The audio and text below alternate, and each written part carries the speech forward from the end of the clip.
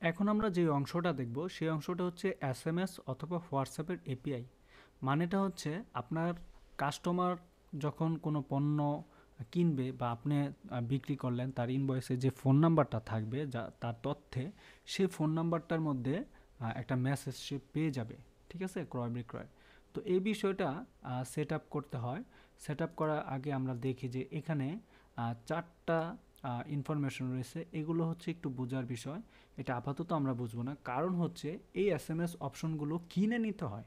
কারণ আপনি দেখবেন বাংলা লিঙ্ক, গ্রামীণ, রবি, তারা যখন আপনাকে কোনো মেসেজ দেয়, সে মেসেজগুলো কিন্তু ফ্রিতে আসে না, অবশ্যই কিন্তু তারা কিনে নেয়, তাই না, কোম্পানি বেস।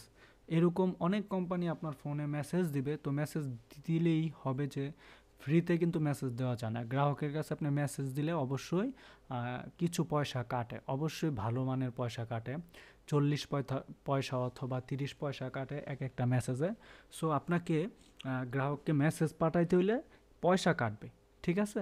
তো এইটা কিভাবে করতে হয় সেটা আমরা এখন দেখব না, অন্য একটা ভিডিওতে আমরা জানবো এই বিষয়টা কিভাবে করা হয়। তারপরে আমরা একটু ট্যাক্সের বিষয়ে আলোচনা করি।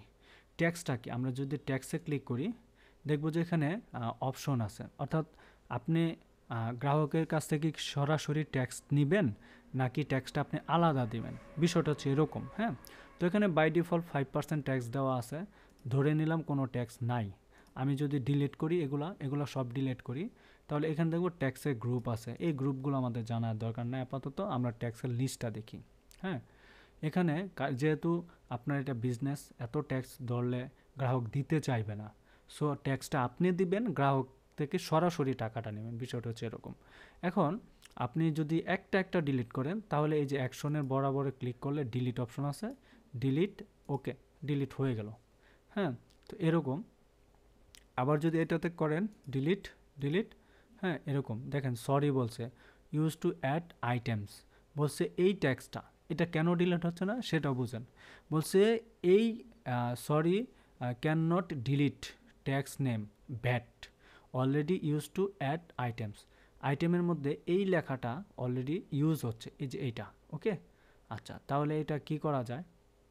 বলছে আইটেমের মধ্যে এটা আছে অলরেডি, তো এটা যদি অলরেডি থাকে, হ্যাঁ, তাহলে এটা আমরা ডিলিট তো করতে পারবো না। তাহলে অবশ্যই আইটেমসে আমরা যদি যাই, আইটেম লিস্টে, তাহলে দেখবো যে এখানে ট্যাক্সের কথাটা কোথাও আছে, যে নো ট্যাক্স, নো ট্যাক্স, এই যে ব্যাট, দেখছেন, এই যে ব্যাট, এটা এখানে কিন্তু আছে বিদায় ওইটা ডিলিট হচ্ছে। এর জন্য আমি অ্যাকশন থেকে এডিটে গিয়ে প্রোডাক্ট থেকে এই ব্যাটটাকে আমি তুলে দেবো। ব্যাটটা কই গেল? আমরা যদি দেখি, এই যে ব্যাট, ব্যাটকে আমরা দেবো নো ব্যাট, আপডেট, আপডেট হয়ে গেল। এখন যদি আমরা সেটিংস থেকে আবারও সেই ট্যাক্সে যাই, এখন হয়তো আমরা ডিলিটটা করতে পারবো, দেখি কি হয়।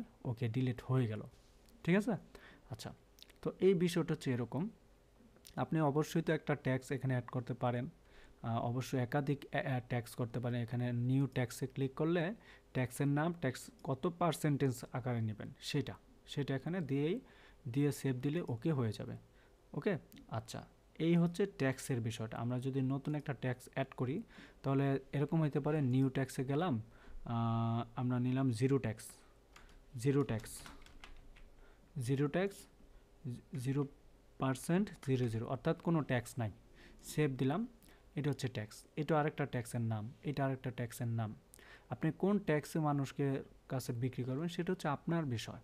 যেহেতু আমরা মূলত কোনো ট্যাক্স ধরবো না, সো আমাদের ট্যাক্সের দরকার নাই। কিন্তু আপনাকে অবশ্যই একটা ব্ল্যাঙ্ক ট্যাক্স দিতে হবে, অর্থাৎ নো ট্যাক্স, ইনভয়েসে লেখা থাকবে নো ট্যাক্স, কোনো ট্যাক্স লাগবে না। হ্যাঁ, ফ্রি ট্যাক্স, এটা এখানে ইনভয়েসের সাথে চলে আসবে, এর জন্য এটা লাগবে। এটা আপনি ডিলিট করতে পারবেন না, দেখেন, শত চেষ্টা করলে এটা আপনি ডিলিট করতে পারবেন না, কারণ ইনভয়েস যেহেতু একটা ইনভয়েস বিজনেসের, এটা আপনাকে বলতে হবে আপনি ট্যাক্স নেবেন কি নেবেন না সেটা ক্লিয়ার করে দিতে হবে ইনভয়েসের ভিতরে, ওকে। এটা আমরা হয়তো পরে আরও জানবো স্টেপ বাই স্টেপ।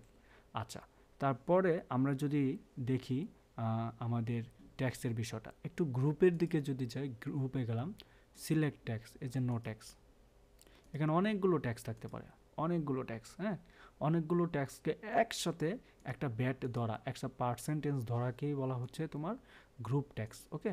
সো আমাদের গ্রুপ ট্যাক্সেরও দরকার নাই আপাতত।